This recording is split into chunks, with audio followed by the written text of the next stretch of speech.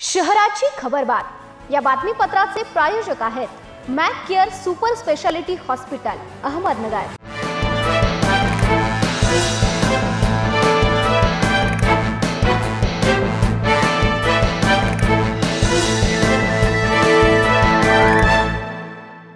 प्रेक्षको नमस्कार, मी दिशा न्यूज 24 सह्याद्रीमध्ये तुमचं स्वागत। पाहूया अहिल्यानगर शहरातील महत्त्वपूर्ण बातम्यांचा आढावा शहराची खबरबातमध्ये। भारतीय हवामान खात्याने जिल्ह्यात 30 व 31 मार्चला तुरळक ठिकाणी विजांच्या कडकडासह वादळी सोसाट्याचा वारा व गारपिटाची शक्यता व्यक्त केली असून जिल्ह्यासाठी ऑरेंज अलर्ट जारी करण्यात आला आहे।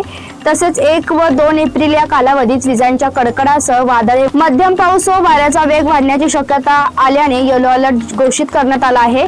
या पार्श्वभूमीवर नागरिकांनी दक्षता घ्यावी असे आवाहन जिल्हा आपत्ती व्यवस्थापन प्राधिकरणाने केले आहे।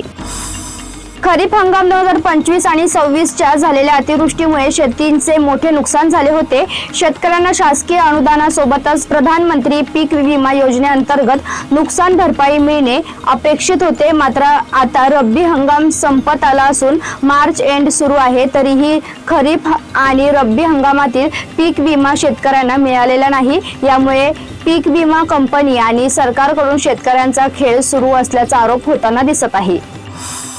शहरासह जिल्ह्यात गॅस टंचाई निर्माण झाली असून घरगुती गॅस सिलेंडरची चणचण भासू लागली आहे। त्यामुळे इंधनासाठी सरपंच सुद्धा मिळणे दुरापास्त झाल्यामुळे झाडांची तोड होण्याचा धोका निर्माण झाला आहे। दरम्यान गेल्या 10 ते 15 दिवसांपासून नगर शहरात स्थानिकांकडून लाकडाची मागणी वाढली असून दुसरीकडे लाकडाची आवक कमी झाल्याने सर्वांना लाकडे पुरवणे शक्य नसल्याचे नगरच्या सॉ मिल चालकांकडून सांगण्यात येत आहे।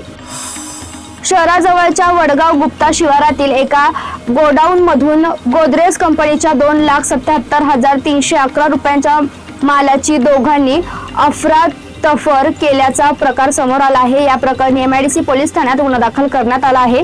याबाबत व्यावसायिक वैभव चंद्रकांत मचाले यांनी शनिवारी फिर्याद दिली आहे। सदरची घटना 1 जानेवारी ते 7 फेब्रुवारी 2026 दरम्यान घडली आहे। अंबादास शंकर दराडे, वाहन चालक देवीदास तुकाराम साबळे अशी गुन्हा दाखल झालेल्या संशयितांची नावे आहेत। दुचाकीला कट मारल्याच्या किरकोळ कारणावरून एका व्यावसायिकावर लाकडी दांडक्याने हल्ला केल्याची घटना शनिवारी रात्री 9:30 वाजेच्या सुमारास अहिल्यानगर मनमाड रस्त्यावरील सावेडी परिसरातील हॉटेल संजोग समोर घडली। शेख मोहसिम अब्दुल कादर असे जखमी व्यावसायिकाचे नाव आहे।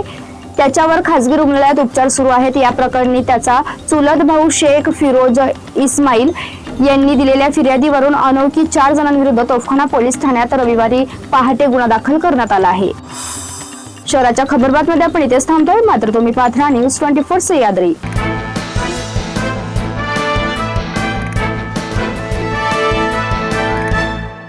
शहराची खबरबात या बातमीपत्राचे प्रायोजक होते Mac Care super speciality hospital Ahmednagar.